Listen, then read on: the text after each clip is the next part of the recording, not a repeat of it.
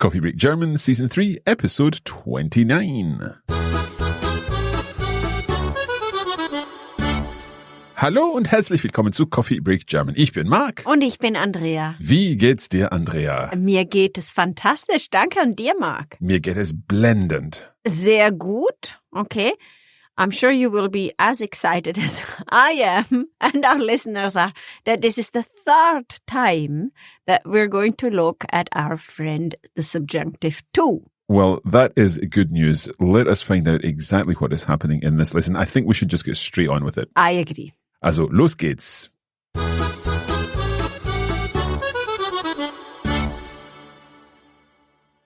So, Andrea, what is happening in this lesson? We're talking about subjunctive true, but in a different context. Yes. Okay, I know it's coming out of your ears by now, but today we're looking at something that we really must look at, and it is the if sentences, the hypothetical if sentences. Okay, so we've kind of talked a little bit of these before. We kind of talked about half of them, in a sense. If only I were such and such. That's right. So we've looked at some of the aspects that we're going to use today, but there is also some new things because we're looking at the subjunctive to in the past. Right. Okay. Well, take it away. Let's look at the first aspect of this then. Right. Let's look at the situation that Katrin is contemplating. Okay. And it's winning in the lottery. Okay. Okay. Good. And I'm going to make a present tense sentence. Mm-hmm. Wenn Katrin im Lotto gewinnt, kauft sie eine Villa. Right. Can I ask, does Katrin here have some inside information as to the numbers that are going to come up in the lottery? That is entirely possible. So, wenn Katrin im Lotto gewinnt, kauft sie eine Villa. So, if I'm understanding this correctly, what you're saying here is when Katrin wins the lottery, she will buy a villa. That's correct. So yeah? It's guaranteed that she's going to win the lottery. Yes. If we translate this when as when, yes. It could also be if Katrin wins the lottery, she will buy a villa. That's a tricky thing. You know, that's why German speakers, when we speak English, we often, make this mistake that we use when instead of if, because for us, when means both. It means both, yeah. Yeah? Okay. So we could say then, when Katrin wins or if Katrin wins the lottery, either way she will buy a villa, but there's less hypothetical nature of this, isn't there? That's right. So obviously when we translate this as when, then it's pretty certain that Katrin is winning the lottery. And if we say if, it's, not impossible. Mm-hmm. Yeah. Now let's make this a bit less likely. Okay. Okay. And we're using the Konjunktiv 2 in the present tense. So what we've been using so far with our wishes, etc. Mm-hmm. Wenn Katrin im Lotto gewänne, würde sie eine Villa kaufen. Right. So let's break this down. This gewänne, if we go to our preteritum of gewinnen, then that would be gewann. Genau, ja. So ich gewann, I won something. Mm-hmm. Mm-hmm. And then we change it a little. In this case, we add an umlaut. Yes. And that gives us gewenne. Yes. So we add an umlaut and add the ending. The endings, yeah? So that means if, in this case, if Katrin im Lotto gewenne, if she won the lottery, and then the other part of this sentence, I always feel these conditional sentences feel a little bit like a seesaw. Yes. On one side, you've got something, and then you've got to balance it on the other side. That's right, yeah. So the other side here is würde sie ein Villa kaufen, she would buy a villa. Genau. We could also make this sentence with twice würde. Mm-hmm.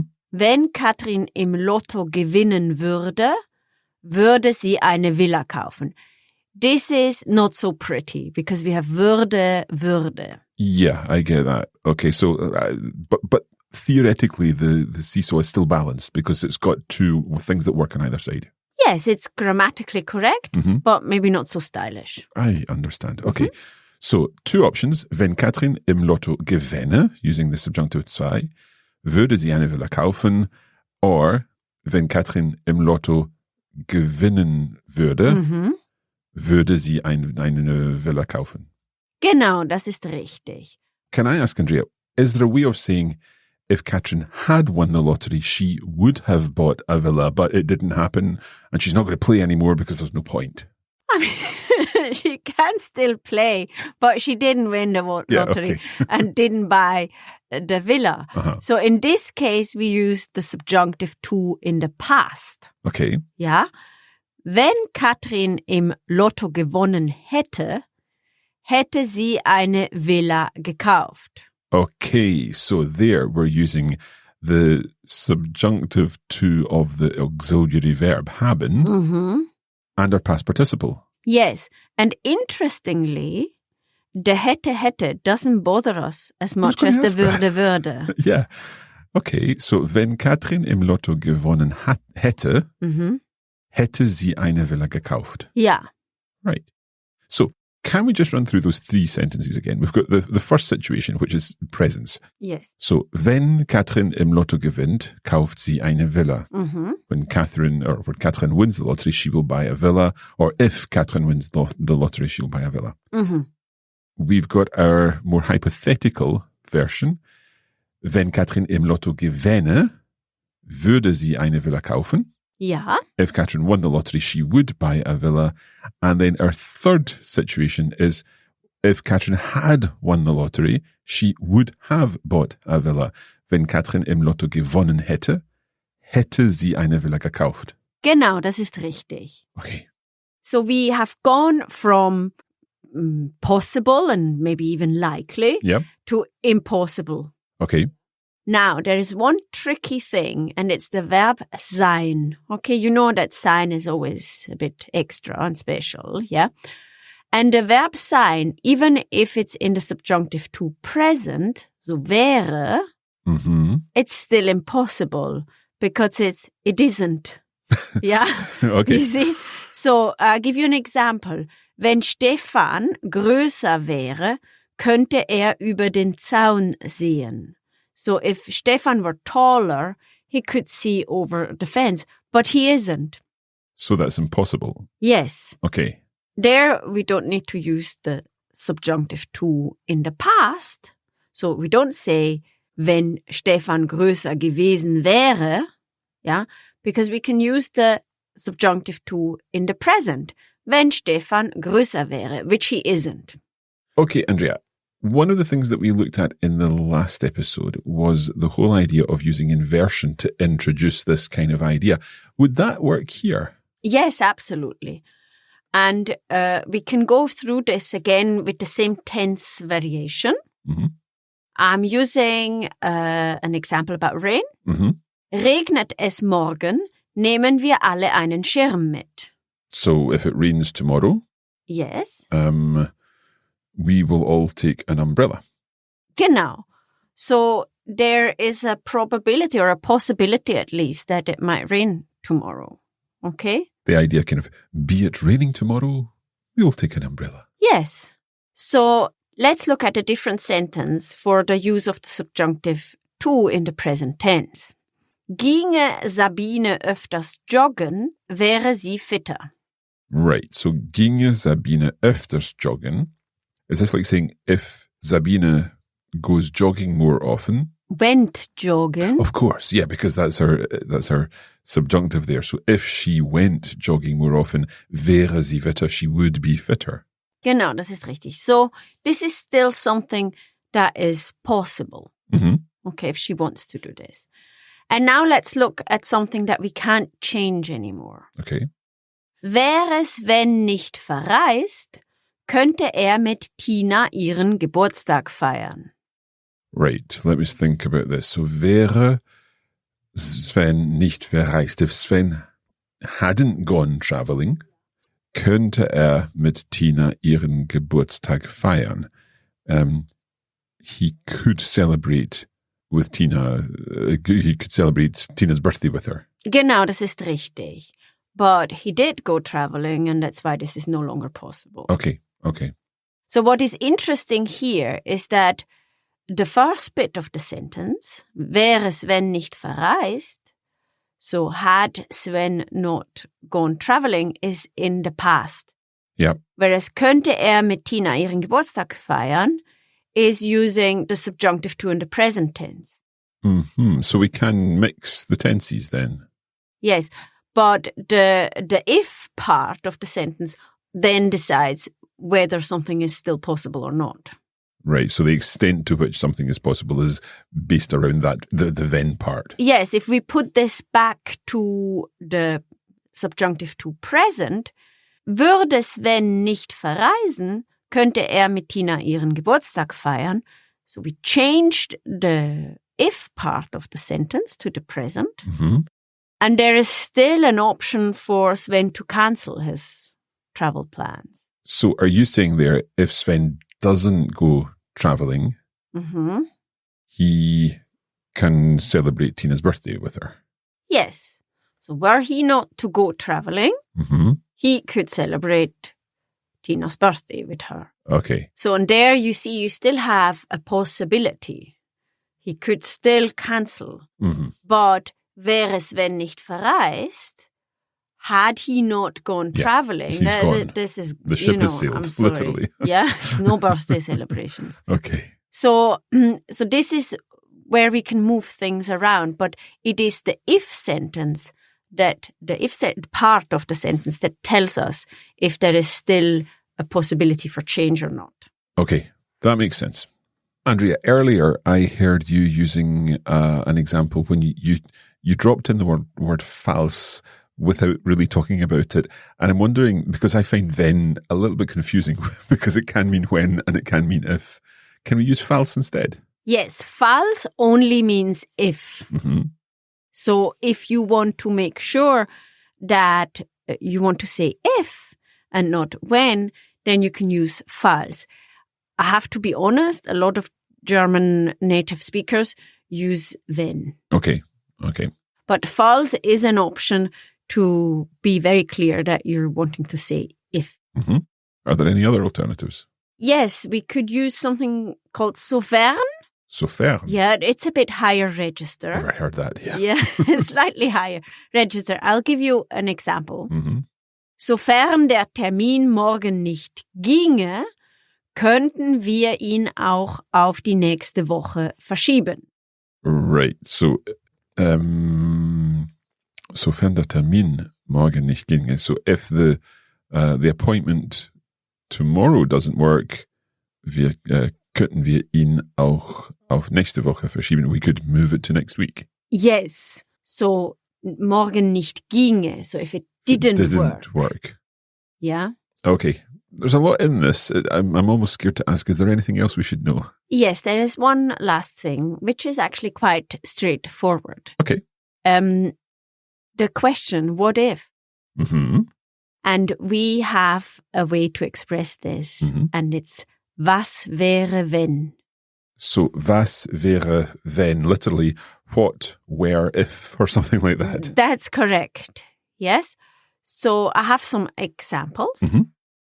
Was wäre, wenn du mehr lernen würdest? I see what's going on here. So, like, what if you studied more? Is this kind of one of these gentle hints? Yes, so it's also, what about studying more? Ja, was wäre, wenn du mehr lernen würdest? Oder, was wäre, wenn Fritz einen Kuchen gebacken hätte? So, what if Fritz had baked a cake? I suppose it depends whether he's a good baker. Yes. So this is a notch to Fritz or whoever is present to say that he should have baked a cake, but didn't. Yeah. So what about having baked a cake, Fritz? Yeah. Okay. That all makes sense. We have covered quite a lot in this episode because we've been looking at these if clauses, looking at the balance of tenses and also the idea of inversion using different tenses. Alternatives to wenn, and then this nice expression, was wäre wenn. Genau, ja. I'm assuming that some of these will come up in our dialogue, which is coming up after the break. Yes, I would imagine so. Yes. Well, let's take a quick break now, get ready for that dialogue. Here goes.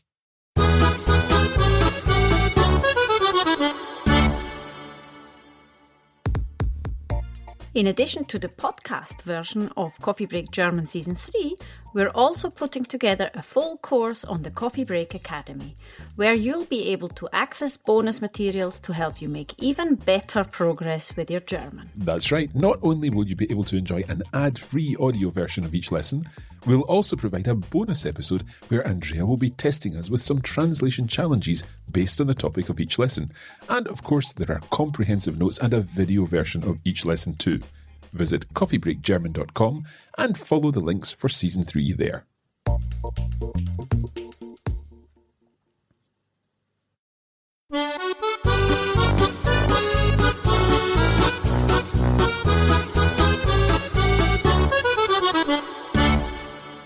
Okay, Andrea, can you tell us a little about the dialogue we're going to listen to now?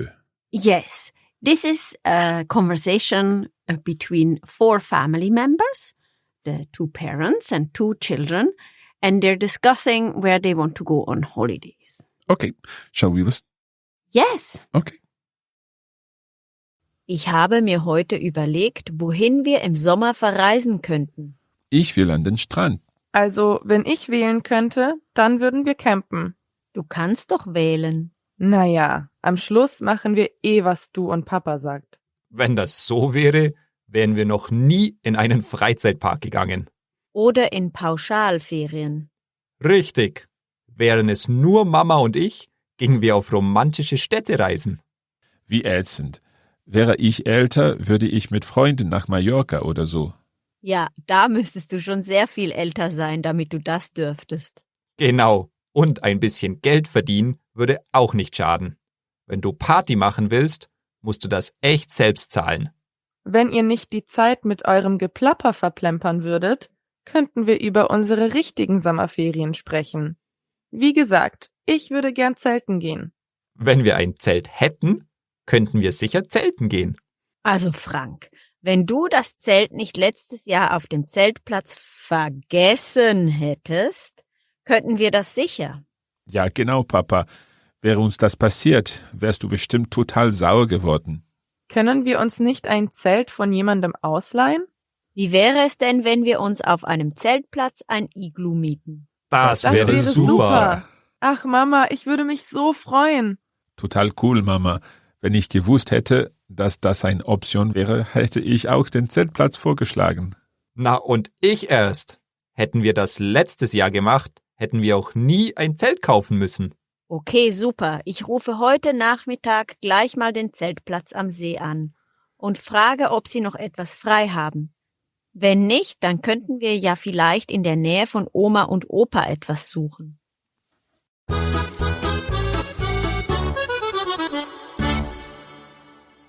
Okay, an interesting family discussion. Yes, shall we go through this together quickly? Yeah, we'll go through it in detail in our bonus episode, but for now, let's talk a little about what happened. Yes, the family discuss where they want to go on holiday this summer. And Jonas wants to go to the beach. And Hannah says that she would go camping if she could choose. But the parents are quick to point out that she can in fact choose. Nonetheless, Hannah thinks that in the end they always do what mum and dad decide. Yes, but they pointed out to her that if this were the case, they would never have gone to an entertainment park or an all-inclusive holiday. Yeah, and the dad says that if it were just him and mum, they would only do romantic city trips. Yes, I bet. Jonas thinks that's boring and mentions that he would just go with his friends to Mallorca if he were older. Mum says that he would have to be much older to do this. And Dad says that most of all, he would have to have some money to pay for it himself. Hannah now wants to discuss the real holidays and not just waste more time on blah blah, as she says. Dad says that they could go camping if they had a tent. And Mum mentioned that it was him who has forgotten the tent on their last camping trip. Jonas thinks that if this had happened to him and his sister, there would have been trouble. Hannah wonders if they could maybe borrow a tent from someone, but Mum has a different idea, which is great. She thinks they could maybe hire an igloo on the campsite. Yes, is this a real igloo or is it like a... Do you not know these camping pods? For glamping. For glamping, right. Yeah. Okay, but it's not made of ice. No, but they have an igloo shape. Yeah. Okay. And this goes down well with everyone. Everyone's excited about the idea. And Jonas says, in fact, that if he had known that this was an option, he would have suggested camping too. That's right. So Mom says she will phone their usual campsite, but if it's full, they could maybe go to the campsite near Oma and Opa. Indeed. So as you've heard, lots of if this were the case, then something else would have happened, or if this is the case, then something else will happen, are conditional sentences that we've been looking at in this episode. Genau, das ist richtig. Okay, it is almost time to end the episode. Quite a tricky episode, I have to say. But nonetheless, we still have time for noch eine Kleinigkeit.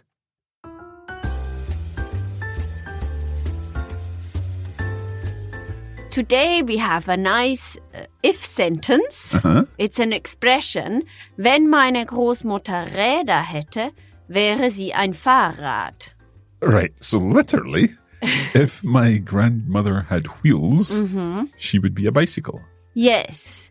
So this is when someone tries to make excuses for their own failings. Okay. With, but if the bus hadn't been late. So, for example, a child is late for school, and then the child says, "Oh yeah, but if the bus hadn't been late, then I would have been on time.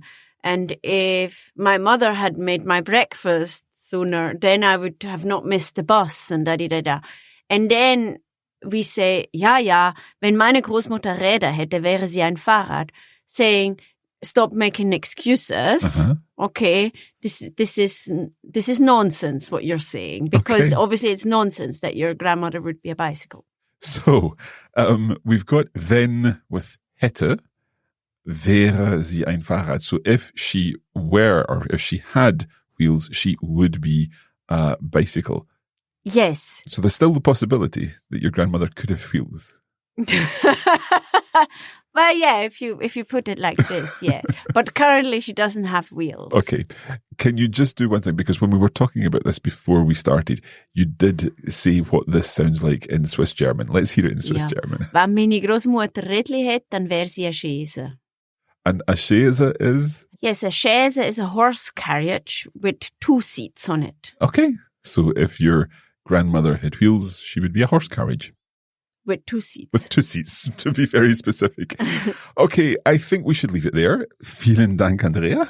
Vielen Dank, Mark. If you would like to get the full version of this episode with the bonus materials that will help you understand the full conversation, along with the video version and lesson notes, and of course our translation challenge, then you can head to coffeebreakacademy.com, find the Coffee Break German Season 3 course, and you'll get everything you need there.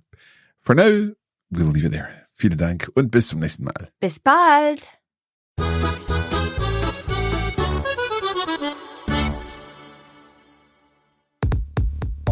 You have been listening to a Coffee Break Languages production for the Radio Lingua Network. Copyright 2023 Radio Lingua Limited. Recording copyright 2023 Radio Lingua Limited. All rights reserved.